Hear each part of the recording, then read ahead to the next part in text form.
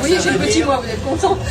Ça veut dire que dans les réactions, derrière l'ouverture, il y a le petit moi qui se manifeste toujours. Oui, bien sûr, je le reconnais. Son petit moi. Vous voyez, il est content, il dit pas des bêtises, du coup. Non, non, mais... Alors, une autre analyse qui est plus intéressante, c'est l'analyse globale. Je cherche le niveau vibratoire. Oui. C'est au niveau 8 scorpion de tous les gens qui ont des vraies visions. C'est marrant Des parce que... visions sensitives. En 8, il n'y a que des gens paranormaux. D'accord, ok. Et tu es dans le degré 11 du Verseau, qui veut bien dire l'intuition du divin. Mais c'est marrant parce qu'on peut le retrouver, malgré tout, c'est ce que vous dites là. C'est intéressant parce que moi j'ai une position centrale de Jupiter en Scorpion, donc on retrouve un peu la même idée. Et très uranienne. C'est-à-dire que j'ai une opposition Soleil-Uranus. Quand je t'ai parlé d'Uranus tout à l'heure, tu as dit Uranus. Ah oui, parce que pour moi, je suis une uranienne. Et moi, j'ai reçu de Donc c'est l'air de rien quand même, ce qu'il raconte, ça colle avec mon thème, vous voyez. Ça colle surtout avec Ah oui, oui, Mais non, aussi. j'ai écrit ça tout à l'heure d'ailleurs, tu vois comment je vivrais. Alors, il y a une autre analyse, c'est de prendre les 3 premiers chiffres, ça fait 13 au Capricorne, qui veut dire transformer les structures et les personnes. Alors, je m'affirme. Ouais. Et voilà les conflits avec Jacques. Ah bah oui, on est deux personnes qui veulent Tu as s'affirmer. compris, Jacques? La mission termine par un 1. Le 1 veut dire j'existe. Voilà, et on veut exister tous les deux, alors c'est blanc. Il y a 2 chefs au lieu d'un, ça va pas. Ouais. Non mais oui, je suis d'accord. Pour être heureuse, tu es Sauf obligé que, de manifester. pour une femme d'être leader, c'est pas la même chose que pour un homme. Non, mais le Ça 1 n'est pas vécu de la même façon, c'est pas aussi veut dire s'animer. Le 1 veut Moi dire j'ai l'impression que c'est plus animation. difficile pour une femme, Oui, moins ça, accepté. exactement. Non, mais non seulement, mais c'est aussi plus contraignant pour elle, c'est peut-être moins évident. Parce que être un leader, ça demande aussi à avoir le... Non, un leader, c'est un 10. Le 1, c'est un animation. C'est l'animateur. Oui, mais finissez quand même. Quand tu as parlé de 10, Non, je veux dire par là Un leader, que... c'est 10. Moi, je trouve que nous vivons dans une société où il y a une grande confusion des valeurs. Une grande confusion des genres, des valeurs, et qu'il y a beaucoup de gens qui se mettent dans des situations pour lesquelles ils ne sont pas faits, mais ils adoptent un certain mimétisme, ils adoptent un certain type de comportement qui correspond à ce qu'ils voudraient obtenir. Et parfois, c'est pas facile du tout parce qu'ils n'en sont pas conçus pour ça. Oui, bah, je suis tout à fait d'accord. Et donc, ça fait partie de ce que je fais dans le coaching par l'astrologie. C'est justement d'expliquer, on peut prendre la carrière. La carrière où on peut gagner de l'argent, la carrière où on peut faire carrière, justement, où on peut réussir, et puis il y a celle aussi où on peut être bien. Vous voyez, où on est soi. C'est pas forcément pareil. Oui. Donc c'est, bon, j'ai donné l'exemple de la carrière, mais c'est dans tous les domaines. Donc c'est ça que j'essaie aussi de le faire comprendre aux gens. Il y a ce qu'on est, ce qu'on a tendance à être, parce qu'on a des dictates, on est influencé par un certain nombre de choses. Et puis après, il y a là où on est le mieux. C'est pas forcément la même chose. Ah oui, c'est ça que... Moi, j'ai une des raisons pour laquelle moi j'écris même que nous vivons dans un monde qui n'est pas favorable à l'astrologie. Ah oui. Parce que justement, il y a tellement de moyens de fausser les apparences, de fausser les perceptions, par la technique, par une sorte de palliatif qui fait que, par exemple, je sais pas, moi-même, quelqu'un par exemple, qui va lire un texte qu'il n'a pas écrit, ou qui va utiliser une voiture parce qu'il est assez faible, etc. Il y a tellement une façon de faire la technique de fausser le jeu, de fausser les apparences, de fausser les réalités, qu'on finit par ne... Et à mon avis, c'est pour ça qu'on vit actuellement la crise actuelle, on la vit de manière aussi pénible. C'est parce que quelque part, on est dans un certain dysfonctionnement. C'est pas l'astrologie qui est dans le dysfonctionnement. C'est nous qui ne savons pas fonctionner normalement pour vivre les situations. À ce moment-là, on est trop dépendant des ordinateurs, trop dépendant de la technique, des machines. Il y a des gens qui se font passer pour ce qu'ils ne sont pas, qui s'octroient des qualités qu'ils n'ont pas. Et par conséquent, tout ça, ça fausse le jeu. Et notre société va devoir retrouver ses vraies valeurs, ses vraies dualités. Parce que tous ces gens qui proposent de dépasser la dualité, ils faussent le jeu aussi. Ils faussent le jeu, puisque finalement, on finit par... Non, je réponds pas là, j'ai dit que je répondais. Non, mais je veux dire qu'on est dans un marasme au niveau des valeurs que l'astrologue doit intégrer. Il faut que l'astrologue intègre ça, parce qu'en fin de compte, un autre exemple qui est assez amusant, c'est les voyages, par exemple, de la communication. C'est beaucoup plus facile de voyager aujourd'hui qu'hier. Bien sûr. Donc, il y a des événements majeurs de la vie des gens consistait à faire un voyage qui devienne d'une grande banalité. Ce qui fait qu'on n'arrive plus à faire ressortir des moments importants. Parce qu'il y a des choses qui ne sont plus significatives. Quand nos comportements ne sont plus significatifs, ils échappent à l'astrologie. Moi, par exemple, donc, vous savez que dans mon travail, j'insiste beaucoup sur les voyages. Et je considère, par exemple, qu'on voyage beaucoup dans les périodes de conjonction. Ah oui, ça je peux voir. C'est même pour moi un des critères majeurs. Parce que moi je cherche des trucs très concrets. Oui, bien sûr. C'est-à-dire, Qu'est-ce qui se passe à ce moment-là quel genre de phénomène particulier a lieu au moment de la conjonction. Et pour moi il y a deux types de voyages. Il y a le voyage dans le temps et dans l'espace. Donc dans le temps, c'est des choses, on revient sur des choses anciennes. Et dans l'espace, on va dans des endroits où on rencontre des gens qui viennent de loin. Pour moi, s'il n'y a pas ça, il n'y a pas la conjonction. Mais, d'un autre côté, avec le développement des moyens de communication, c'est pas que ça n'apparaît pas, mais c'est plus difficile. C'est un événement moins marquant. Il y a des gens qui faisaient des économies pendant des années, ça leur mettait des temps d'aller, même d'aller à l'autre bout de la France, c'était une expédition. Aujourd'hui, ça n'est plus une expédition. Donc, si vous voulez, tout ça, ce monde technologique dans lequel nous vivons, n'est pas favorable à l'astrologie. Parce qu'en même temps, il n'est pas favorable à démontrer l'astrologie. Parce que les symptômes, les signes qu'il y a quelque chose d'astrologique qui se produit, n'apparaissent plus clairement. Et surtout parce que nous vivons dans un monde de la continuité. Tout se produit à tout moment. Regarde les machines, les radios qui passent en boucle les mêmes programmes. Dans la continuité, il n'y a plus cette histoire de rythme, de choses qui viennent, qui s'arrêtent, qui reviennent, etc. C'est des trucs qui passent en boucle. C'est de la continuité, c'est de la discontinuité à la seconde près. C'est-à-dire que vous allez sur France Info, tous les quarts d'heure, on vous repasse le même truc. Donc c'est une discontinuité, mais à l'échelle microscopique. C'est que quand vous passez par exemple de la télévision d'une chaîne à l'autre, et c'est formidable, non seulement ils disent les mêmes choses, ils arrivent même à le faire dans le même ordre. Alors je veux dire, je sais pas comment ils font, mais ils doivent se parler entre eux. C'est des gens qui disent, c'est 50 personnes qui disent le même texte, ça aussi c'est marrant. Oui. Donc on en arrive même à une uniformité dans les différents programmes. Oui, c'est les mêmes dépêches, c'est les mêmes trucs. Voilà, il y a... Ils ont les mêmes sources en fait. Oui. Non mais ce qui est le pire, c'est que... Donc ils font un tri de ce qui est la réalité. Ce qui est le pire, Marie Saint-Rochelle, c'est que non seulement sur les mêmes textes, mais ce sont les mêmes textes qui sont lus par des gens différents. Oui. Donc, finalement, ça ne veut plus rien dire. On voit quelqu'un lire un texte, c'est même pas son propre texte. C'est le texte qui a été pris, il a repris le texte de quelqu'un d'autre. Bon, donc finalement, tout est faussé. Alors effectivement, on ne peut pas, ça devient de plus en plus difficile de vérifier l'astrologie, de valider l'astrologie. Les gens sont de plus en plus dans des phénomènes d'identification, de mimétisme, et donc même dans la consultation astrologique, c'est pas évident. Et ça revient à une question que je vous ai posée tout à l'heure à laquelle je n'avais pas répondu, c'est que l'astrologue, il a aussi une force de proposition très forte. Ah oui. Il n'est pas simplement là pour dire des choses que la personne sait. Et par conséquent, mais comme les gens sont de plus en plus, ils ont de plus en plus le sentiment du dépassement, pour reprendre notre expression, on leur propose n'importe quoi, ils disent pourquoi pas. Ah non, non. Ah ben si. Non, ils sont plus... non, pourquoi pas, puisque c'est une ouverture. Moi je dis par une forme de l'ouverture. Voilà, je suis tout à fait d'accord avec monsieur. C'est justement le refus d'ouverture. Oui, souvent. C'est très... Là, regarde, moi qui suis très sociologue, ethnologue, anthropologue, si on n'est pas dans un monde aujourd'hui où les gens essaient de se repasser pour ce qu'ils ne sont pas, et essaient d'être dans la peau de gens qui ne sont pas, etc., que ce soit les immigrés, les femmes, les enfants, tout ça, il y a un brassage extraordinaire de gens qui comment ça?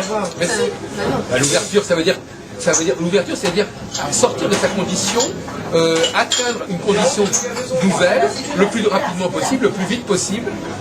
Alors que moi, l'ouverture, pour moi, c'est aller vers ce... Voilà, et l'intérieur, mais aussi... Et pas uniquement, hein, je dirais intérieur, mais elle se va se traduire extérieurement. C'est-à-dire qu'il y a une palette mais relativement réduite de solutions qui feront que cette personne-là, elle aura un mieux-être. C'est là où elle sera le mieux. Non, mais moi, je n'allais pas jusque-là. C'est simplement que les gens sont disposés à s'identifier et à se programmer et à devenir... C'est du mimétisme et du truc de robot, ça n'a rien à voir. Non mais peu importe, toujours est-il que l'astrologue est obligé de tenir compte de ça, parce que la personne, les gens sont de moins en moins capables de se définir et de se circonscrire, ils sont de plus en plus disposés à aller au-delà de leurs limites normales, on peut dire. Et donc, par conséquent, l'astrologue, moi je dis toujours, de façon un peu comme une boutade, je dis toujours par exemple, l'astrologue ne risque pas de se tromper parce que soit il dit des choses que la personne connaît comme étant vraies, soit il dit des choses que la personne ne connaissait pas et elle va dire ah vous ouvrez des perspectives, vous avez trouvé des choses qui sont très profondément. Donc finalement de toute façon il ne risque pas de se tromper. Hein. Non mais sauf que moi je vous dis je fais avant avec des écrits, il y a des choix que je fais donc c'est quand même une opposition. Je pense qu'on est... Attendez, je vais quand même vous donner un autre exemple. Même si elle tombe à côté, ils peuvent très bien dire ah, mais c'est très intéressant pour moi. Ah non, je vous assure que je vais vous donner des exemples. Les gens ils sont directs, il ne faut pas croire qu'ils sont comme ça. Non, écoutez-moi. Ils ont une sorte de potentiel, ils sont prêts à être tout ce qu'on veut. Non, alors surtout pas. Ce qu'ils vous testent, vous ne pouvez pas imaginer. J'ai eu quelques cas comme ça en astrologie, sur des choses concrètes. Parce que là, ils m'ont posé la question, donc j'ai répondu. C'était, en l'occurrence, je crois, une vente d'un magasin, enfin, un truc comme ça. Et bon, la personne, elle était sûre, elle ne m'avait pas dit, hein, elle me l'a dit après. Elle me dit là c'est sûr, je signe un contrat, c'est bon. Enfin, elle savait qu'elle allait vendre son truc, mais elle ne m'avait pas dit. Moi je lui ai dit écoutez, ça ne. Je ne parle pas de ça. Moi. Oui, mais attendez. Je ne parle pas de ça, c'est pas problème. Non, mais si, parce que moi je lui ai dit. Attendez la suite. Je lui ai dit donc par exemple, non, ça serait beaucoup plus tard, il faudrait au moins une année, voire plus. Donc elle m'a un petit peu. Honnêtement, elle n'a pas été très ravie, donc elle n'a pas du tout accepté ce que j'ai dit. Vous voyez, elle a refusé. Non, mais là je ne parle pas de ça, je parle de proposition. Et après, elle m'a rappelé. D'être, de se dire je suis au niveau psychologique. Et ben là il y a aussi souvent une phase de refus. Parce que j'ai des personnes, elles vont faire leur thème pour leur enfant. Là, les propositions que je fais, elles sont claires pour elles. Vous voyez, elles ont une vision plus objective. Pour elles me disent les propositions que vous me faites, au départ non, elles ne se ressentent pas forcément. Écoutez, moi je vais vous dire une chose que j'ai dit depuis déjà longtemps. Et après seulement il faut toute une réflexion pour qu'elles arrivent jusqu'à ça. Il y a déjà une façon de travailler, d'avoir un filet protecteur en astrologie, c'est déjà de tenir compte du fait qu'on a parlé d'inversion du temps. Si vous avez déjà bien intégré la psychologie masculine et la psychologie féminine, vous avez à la limite, vous dites déjà si vous restez fidèle à le grand défaut, c'est que si vous ne tenez même pas compte de catégories basiques. Ça vous le savez. Bon, moi par exemple je propose dans ma formation de parler des hommes et des femmes de ce qui les distingue. Déjà, il faudrait se poser la question de savoir, déjà, si vous dites des choses intelligentes sur les hommes, sur les femmes, sur que ce soit un homme ou femme, déjà vous allez gagner à moitié la partie. Parce que ça veut dire, vous m'avez bien compris. Comment ? C'est du caractère, ça. Alors moi j'en fais très peu. Si vous voulez, mais le débat actuellement, c'est là-dessus. Oui, c'est l'astrologie psychologique. Mais je ne le fais pas de cette façon-là, parce que c'est trop. Justement, là on est dans un terrain tellement. Je suis d'accord avec vous. C'est facile les gens ont effectivement tendance à s'identifier facilement à certains trucs, quelque chose qui sont pas. Parce qu'on est multiples justement. Donc moi je ne fais pas trop le caractère. Alors si on fait le bilan, donc moi je pense que franchement je ne suis pas aussi pessimiste que vous. Hein. Je pense que malgré tout, même dans notre société hyper technique, les hommes et les femmes ne sont pas tout à fait pareils. Ah mais j'ai pas dit ça. Et donc on peut quand même prendre la peine de les définir. Et si on dit des choses, et je crois qu'on peut aller assez loin dans la psychologie de la personne, rien qu'en travaillant sur le masculin et le féminin. Et moi je donne un conseil, je dis à parler à beaucoup de gens, avant de faire de l'astropsychologie, maîtrisez déjà votre connaissance du masculin et du féminin, vous verrez que ça ne vous suffit pas. Parce que contrairement au débat tout à l'heure, au fond, vous définissez clairement la catégorie à laquelle la personne appartient, parfois ça lui suffit. C'est parce que parfois la catégorie à laquelle appartient n'a pas été définie. Vous lui proposez sa norme de fonctionnement, elle est contente. Oui, mais moi c'est pas mon objectif. C'est, si vous voulez, ce que j'essaye de faire, c'est au contraire. Quand les parties que j'utilise en psychologie, c'est plutôt ce qui est à la limite les points faibles, les choses qui posent problème et qu'on va pouvoir transformer. Mais même dans une norme, il y a des points faibles. Même, moi je peux parler des points faibles d'une femme. Oui, mais par exemple, si on utilise l'astrologie psychologique, si par exemple une personne est angoissée qu'elle trouve sa sécurité par l'argent, Bah, que ce soit un homme ou une femme, là pour le coup, vous voyez. Non, pas du tout, pas du tout. Mais Le moi, rapport ça des- comment pas du tout. Vous estimez que c'est pas pareil le rapport? Non, mais allez-y, ça m'intéresse. Voilà. Moi actuellement j'ai mis en place un. Oui. Voilà, je dis, voilà, apprenez déjà et d'ailleurs dans l'enseignement préalable, dans la fameuse formation préalable aux clients, déjà le fait de vous expliquer les discours cohérents, c'est pas vraiment votre discours.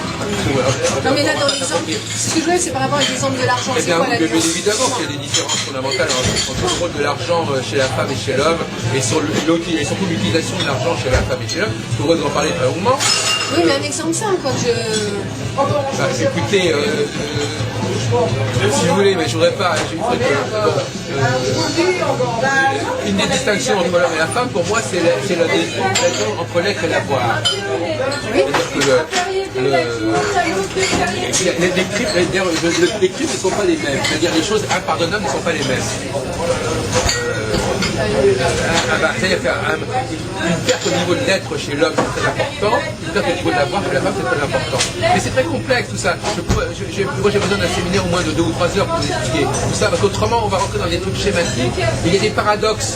Il y a des paradoxes que j'ai d'ailleurs développés dans mes textes. Je vous renvoie. Il y a des paradoxes qui font que, en apparence, il y a des paradoxes qui font que on peut définir ça, mais après, c'est pour ça que j'ai dit qu'il faut prendre la peine.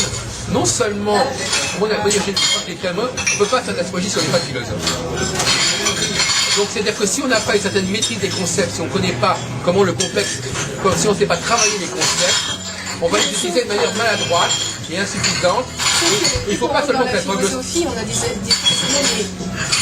différentes. Non mais la philosophie c'est une gymnastique intellectuelle. Oui, mais et si on n'a pas cette gymnastique un philosophe va avoir une réponse blanche chez l'auteur. Non, il y a une gymnastique intellectuelle. La philosophie, ça produit la gymnastique intellectuelle, c'est savoir creuser les concepts, ne pas croire que les concepts sont évidents comme ça, alors qu'il faut en faire le tour, il faut les développer, il faut les approfondir.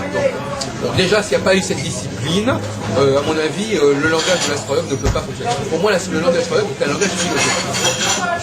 L'être et l'avoir, c'est un terme complètement philosophique. Le passage de la puissance à l'être, de la puissance à l'acte, c'est-à-dire que, ou plus exactement, si vous voulez, la philosophie, c'est de l'astrologie.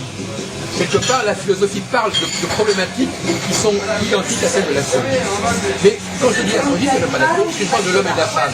On ne peut pas parler de l'homme et de la femme si on ne parle pas de la dualité, si on ne parle pas de philosophie, si on ne parle pas du rapport à l'être et à l'avoir. Bon, moi je peux essayer de vous donner quelques pistes, mais je suis sûr que si je ne les développe pas suffisamment, vous allez pas arriver à des fausses conclusions. Donc oui, mais c'est pareil dans mon cas, si vous voulez. Là, on discute, forcément, c'est très partiel aussi ce que je vous dis. Donc je suis un peu dans la même situation. Mais justement, moi, c'est biaisé aussi ce que je vous dis. Mais bien sûr. Il n'y a pas que vous qui êtes biaisé, moi aussi, malheureusement. Enfin, les deux. Non, mais moi je ne suis pas en train de vous dire je vais appliquer votre. Attention, moi je suis pas en train de dire je vais appliquer votre truc et puis on va vérifier là. Donc je suis pas en train. Parce que là vous êtes en train de me dire attention, je vais voir ce que ça donne. Non, je vous dis simplement qu'il y a un travail à faire que j'ai fait moi-même là-dessus et je peux vous inviter à des séminaires là-dessus sur l'homme et la femme. Et je vous dis que si vous avez maîtrisé la question de l'homme et de la femme, vous apercevrez que vous avez déjà un énorme bagage pour la consultation astrologique. Parce que par exemple, vous n'adhérez pas spécialement à l'astropsychologie, si vous arriviez à maîtriser l'homme et la femme, eh bien ça vous donnerait un soubassement pour votre travail prévisionnel qui serait extrêmement précis.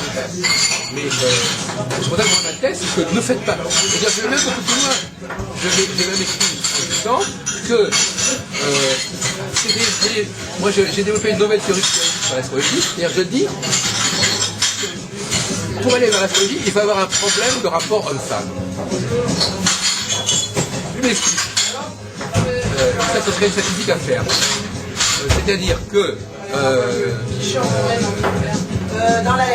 l'astrologie, c'est une façon de vivre la différence à l'autre sans passer par le masculin et le féminin. Complètement. Que ce soit par l'appartenance zodiacale, que ce soit par le thème astral, c'est une façon de... Parce que le sexe voilà. n'est pas dans le zodiaque. Voilà. Donc quelque part, c'est une façon d'arriver à se différencier, mais pas en passant par ce problème, qui apparemment est très problème pour la personne en question, de l'homme et de la femme. Bon, par contre, quelqu'un, par exemple, vous savez, ça c'est les fameuses astuces psychiatriques, c'est-à-dire que les gens ont un blocage sur quelque chose, ils contournent le blocage. Donc ils contournent les défenses, par un biais ou par un autre.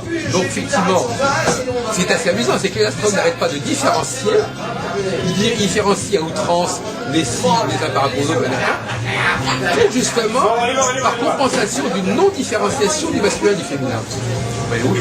Et moi, je sais que j'ai remarqué beaucoup de gens qu'effectivement, au moment où ces gens-là ont commencé l'astrologie, ils n'avaient pas résolu le rapport du masculin et du féminin. Ils n'avaient pas à avoir, ils n'avaient pas de vie de couple, ils n'avaient pas ça. Là, simplement cette piste. En tout cas, ça a été approuvé. Moi, c'était pas ça, c'est que franchement, j'y croyais pas. Moi, j'ai démarré l'astrologie en disant qu'est-ce que c'est que ce truc farfelu. Mais en tout cas, j'allais bien. D'accord, mais en tout cas, le fait que cette question de la dualité sur laquelle on a appliqué tout à l'heure soit récurrent, c'est quand même tout à fait typique de l'astrologie. L'astrologie, les pratiques de l'astrologie chez beaucoup de gens, c'est parce que quelque part une certaine forme de dualité qui n'est peut-être pas qui n'est pas forcément manifestée en termes de masculin et féminin. Ça peut être des concepts qui sont identiques au masculin et féminin. Quand on parle de théorie, il y a des tas d'autres. Il y a d'autres problématiques que le masculin qui peuvent se brancher sur le masculin. Mais je veux dire quelque part quelque chose de l'ordre de la dualité qui fait problème. Ça, je suis d'accord. Sur lequel on ne veut pas parler, sur lequel on ne peut pas parler, et on va pouvoir en revanche compenser en n'arrêtant pas de différencier sur d'autres plans. C'est-à-dire, on va, parce que, en fin de compte, une des choses qu'on apprend le plus dans les cours d'astrologie, c'est un Rochelle, c'est un Raziel, c'est Raziel, une chose qu'on apprend le plus dans les cours d'astrologie, c'est j'apprends qu'est-ce qui distingue le bélier du taureau, le taureau du gémeaux, le cancer du lion, Mars de Saturne, etc. C'est-à-dire qu'on est constamment, c'est presque le cœur même de l'enseignement astrologique. Qu'est-ce qui distingue la maison 2 de la maison 3 ? Les gens n'arrêtent pas de fonctionner dans des termes de différenciation. Comme par hasard. Comme par hasard. Et, oui, là je suis assez d'accord. Et justement, c'est parce que cette différenciation, c'est un besoin exacerbé qui est refoulé de différenciation et qui va se manifester avec d'autant plus de force, précisément à travers cette différenciation qu'on propose l'astrologie, qui va satisfaire le besoin de différenciation, mais qui ne va pas toucher au point fragile, au point vulnérable de la différenciation qu'on n'a pas voulu assumer. Je vous donne ça comme piste de recherche, comme ça pour faire un peu la synthèse de nos discussions à ce sujet, mais c'est pour vous dire que, et ça j'ai aussi beaucoup écrit là-dessus, c'est-à-dire qu'il faudrait se demander quelle est la demande de l'astrologie, à quoi correspond l'astrologie. Parce que finalement, bien sûr que les gens ont une demande quand ils vous posent des questions ou qu'ils viennent vous voir, mais en même temps, il y a une demande sous-jacente. Ah, bien sûr, c'est là qu'il faut parler. Non, mais il y a une demande sous-jacente qui est pourquoi est-ce qu'il est venu voir l'astrologue ? Oui, justement. Qu'est-ce qu'il lui demande ? Mais pourquoi il pense que c'est à l'astrologue qu'il faut aller le voir ? Et moi je dis, subconsciemment, ces gens-là ont capté, subconsciemment, que l'astrologie parlait n'était pas dans la dualité. Que l'astrologie parlait du 12, que parlait du 7, etc. Et quelque part, ça les a rassurés. Je ne vais pas être dans la dualité. On ne va pas me poser des questions de l'ordre de la dualité, dans l'ordre du choix. Tu es là, etc. Et donc, par conséquent, subconsciemment, ils vont vers l'astrologie parce qu'ils vont pouvoir assumer une certaine forme de différenciation. C'est pas par hasard, Madame Saint-Rochelle, que les 12 signes zodiacaux s'est mis en avant par l'astrologie. Les signes zodiacaux, c'est le contraire de la dualité. Imaginez une femme, parce que finalement beaucoup de femmes souffrent de la dualité plus que les hommes parfois. Une femme qui se dit, je vais rentrer dans un monde où il n'y a pas le 2, il y a le 12. C'est vachement rassurant. Et en plus, la division ne sera pas sur la base du sexe, ça sera sur la base du mois de naissance. C'est vachement rassurant pour quelqu'un qui a un problème avec ça. C'est vachement. On a l'impression d'être protégé, d'être dans un monde où il n'y a pas, on ne va pas être agressé par ça. Ce discours, des gens, non, je les fais parler quand même. Non, justement, ils ont un peu peur de l'astrologie. Moi, j'ai l'impression, vous voyez, il y a des choses qui ont l'air de. C'est pas incompatible. C'est pas incompatible. En plus, c'est pas incompatible. Pourquoi c'est pas incompatible ? Parce qu'il y a plusieurs formes d'astrologie. Au départ, ils ont été attirés par l'astrologie X, c'est-à-dire les 12 signes. Bon. Mais après après, quand ils rentrent dans... Après, vous leur proposez une hyper astrologie. Une super astrologie qui cette fois-ci, est astrologique du thème astral, de l'individu. Et là, effectivement, il y a une autre problématique qui se pose, qui n'est peut-être pas forcément rassurante. C'est un autre sujet. Il y a ce qu'ils attendent, qu'est-ce qu'ils a fait venir vers l'astrologie. Et après, si vous voulez, on a l'impression que y a affaires qui sont passées. Dans les deux cas, on est dans les deux cas, on n'est pas dans la dualité. Parce que soit on est dans le 12 par exemple, ou on est dans le 1. Et quand on est dans l'individu, on n'est pas non plus dans la dualité. Donc dans les deux cas, ils sont pas attaqués. Parce que, je vais dire, vous êtes une. Dans les deux cas, il n'y a pas de dualité. On est dans le 12, on est dans le 1, on n'est pas dans le 2. C'est sur le plan théorique. Mais dans la pratique, si vous voulez, moi je ne peux pas fonctionner uniquement dans l'attente du client. C'est-à-dire, il y a une partie, on est obligé, vous voyez, on va répondre aux questions. Et des fois, ils ressortent de consultation, j'ai posé des problèmes qui ne sont pas forcément, évidemment, il y a ceux qui sont concrets, là, mais qui ne sont pas forcément ceux qu'ils attendaient. Mais justement, c'est ça le coaching. Le coaching, c'est justement, éventuellement, de travailler pour arriver à aborder des problèmes qui n'ont pas été posés au départ. Et du coup, ça peut créer, il faut quand même arriver à amener une approche qui peut les secouer. Et là, ils reviennent dans votre fameuse dualité. Parce que c'est pas forcément ce qu'ils attendent, c'est pas forcément le chemin qu'ils prévoyaient. Et là, on retrouve une... Oui, mais Marie, si vous admettez ce que je dis, finalement, est-ce que moi je l'appelle le bridging. Le bridging. C'est-à-dire qu'à un moment donné, il faut casser le jeu. J'ai pas entendu. Le bridging. Oui, la suite, j'ai pas entendu. On casse la dynamique initiale. D'accord. On bascule sur autre chose. Imaginons par exemple, théorie, mettons, que je sache pertinemment que le vrai enjeu qui joue sur la personne, c'est la dualité. La dualité, oui. Et que quelque part, il va falloir un jour ou l'autre aborder ce problème. Ah bah forcément. Pas tout de suite. Il faut savoir que c'est ça le vrai problème, que c'est là-dessus qu'il va falloir réellement travailler tôt ou tard. Mais vous, à ce moment-là, ça donne une orientation à la consultation. Parce que vous allez passer par un nombre de prétendues raisons ou de prétendus prétextes pour que, quelque part, la personne soit en face de vous, tout en sachant en arrière-plan quel est le vrai problème. Le vrai problème, c'est l'autre. Parce que n'oublions pas, ma chère Marie, que un autre problème qu'on a abordé tout à l'heure, c'est quelque part la relation entre le client et l'astrologue n'est biaisée. Elle est biaisée par le thème astral. Elle est biaisée par le fait que l'astrologue ne parle pas en son nom propre quelque part, mais en nom de l'astrologie. Là encore, voyez-vous, là encore, il y a une difficulté à être avec l'autre. Hein, c'est pas vraiment un autre, c'est un autre d'un autre plan. C'est pas vraiment l'autre en face de moi. Donc quelque part, on voit bien qu'il y a une sorte de détractement de rapport à l'autre, notamment de l'autre dans sa dualité, auquel l'astrologie répond de trois façons. Par le thème astral, c'est la relation thématique, c'est-à-dire à travers le thème et non pas de la personne.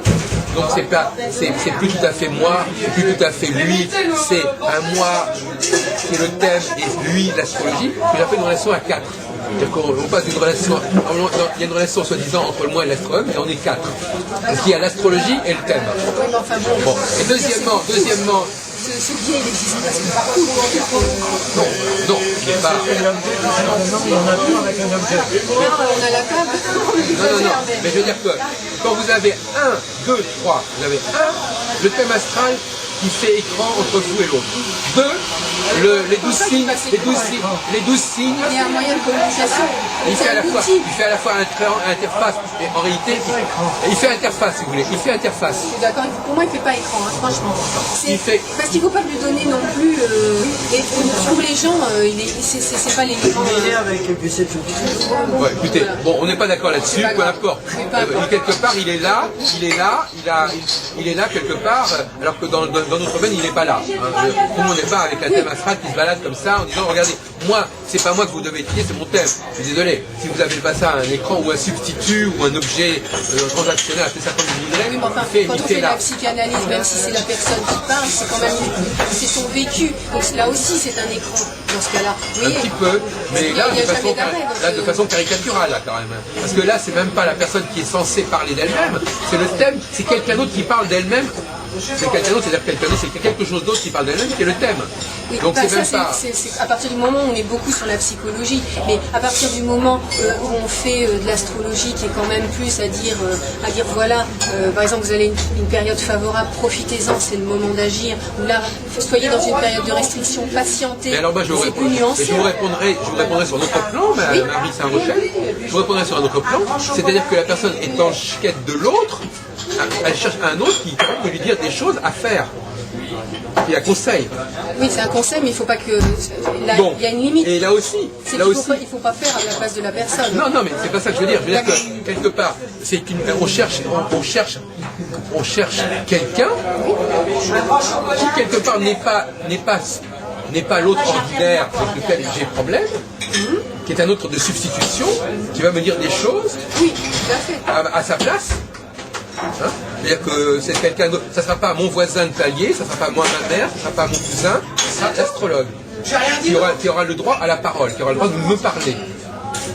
Au nom justement de quelque chose qui est le thème astral, qui est l'astrologie, qui lui donne légitimité à me parler.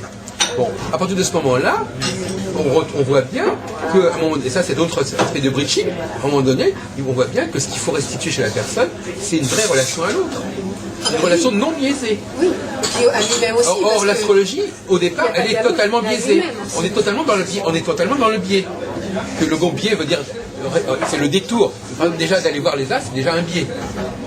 Donc elle est biaisée à travers les astres, le recours aux astres, le passage par les astres. Elle est biaisée à travers le passage du 2 au 12, le 12 qui n'est pas le 2, qui est beaucoup plus rassurant que le 2. Elle est biaisée à travers le thème astral qui est le 1, qui est beaucoup plus rassurant que le 2, etc. C'est-à-dire quelque part, constamment, c'est le 2, c'est le rapport à l'autre en face de moi qui me fait problème. Et moi je dis, la consultation astrologique, l'astrologue attire cette sorte de psychose à la limite. Vous savez comment le problème est réglé en égyptien? Le problème est réglé en égyptien parce que le 1, c'est Dieu. Le 2, c'est la co-créativité. Ça veut dire 1 et demi. Le 2. Non, mais on peut discuter du cœur. Mais ce que je veux dire par là, c'est que ce qu'on est en train de dire actuellement, dans notre discussion, là, cette table ronde sur la voyance, sur l'astrologie, sur ce que je vais attendre, moi je propose cette idée que il faut savoir que cette question de l'autre comme dans sa différence radicale, dans sa différence de complémentarité, dans sa polarité haute, quelque part, il est absent quelque part de l'astrologie. Il est présent objectivement du fait qu'il y a l'astrologue et son client. Là on trouve le 2, c'est un 2 qui est demandé mais qui n'est pas assumé.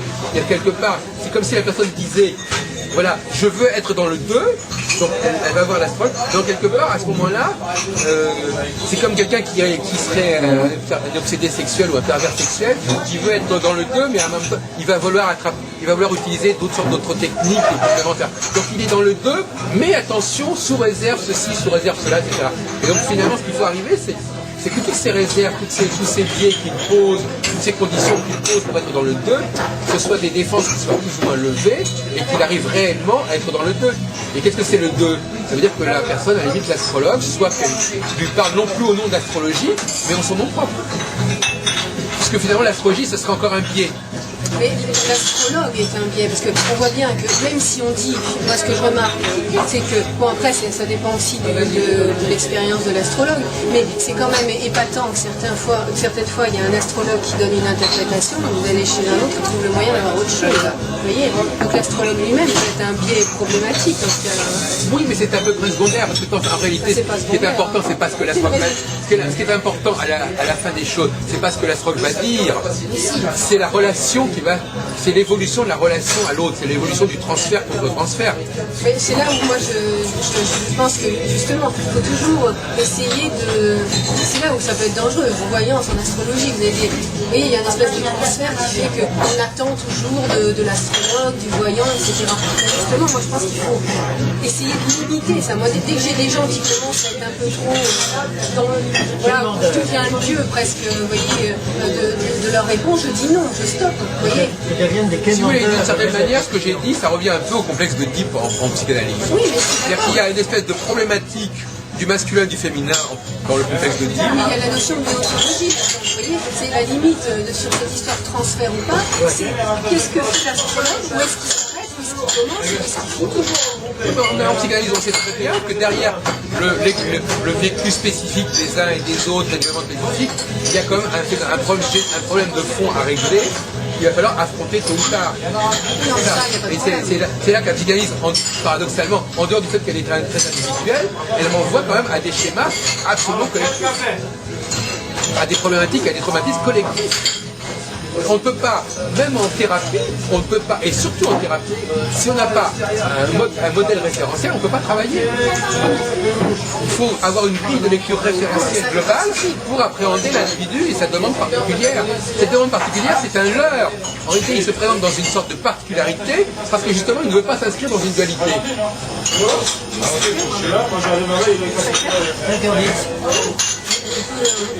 Oui, alors voilà, allez-y. Non, mais je vous en prie, je vous laisse la conclusion. Non, c'est à vous. Bah, moi, j'ai tout le temps l'occasion de conclure. Alors donc, Je peux simplement vous dire le remercie de m'avoir accueilli. ça c'est gentil. Alors, écoutez, on a passé quand même plus de 4 heures, 4 heures à Rouen. Donc voilà, donc vous n'en êtes pas mort finalement. Non. On a fait une sorte de brainstorming, on a agité pas mal de choses, mais enfin je pense que d'autres personnes vont pouvoir participer à cette expérience. Oui, et avoir des points de vue différents. Bon, voir ce qu'on a dit et puis ça va les faire réagir. Voilà, donc rentrez bien, vous n'habitez pas à Caen même en fait. Non, je suis à Saint-Aubin-sur-Mer. Donc il faudra mettre Saint-Aubin-sur-Mer. Voilà. C'est pas vraiment ça. C'est à 15 km. Enfin, peut-être Saint-Aubin. Et donc vous avez le même nom que Saint-Aubin. Vous êtes saint comme Saint-Aubin. Oui, mais j'ai les saints qui me suivent toujours. Moi, j'ai toujours été dans des lieux où il y avait un saint. Donc vous nous disiez que le nom de Rochelle, c'était un ange, c'est pas la Rochelle, c'est pas la ville. Non, voilà, ça n'a rien à voir. C'est vraiment un dans ange. la tradition, bon, entre autres, parce qu'il y a pas mal de choses, mais il protège les astrologues. Mais comme alors, est-ce que c'est pas Raziel? Parce que moi j'ai le livre de Raziel. C'est possible. Ça dépend des livres en fait. Ah bon? Parce que Raziel, c'est un personnage très important, un ange très important dans tout le domaine de l'hermétisme. C'est l'œil qui voit, je crois, hein, c'est ça, à peu près. Voilà, c'est l'œil qui voit, Rochelle. Ah oui, d'accord. Donc je sais que suivant les livres, il n'a pas le même nom, mais moi je me rappelle plus. J'avoue que. Alors, est-ce que vous avez des choses à dire à Madame Saint-Rochelle Simplement la mission de vie qui est sympathique, parce que elle a le côté uranien avec l'intuition uranienne, et elle a la qualité d'exercice du niveau des gens qui sont dans l'occulte, le vrai, celui qui est ressenti.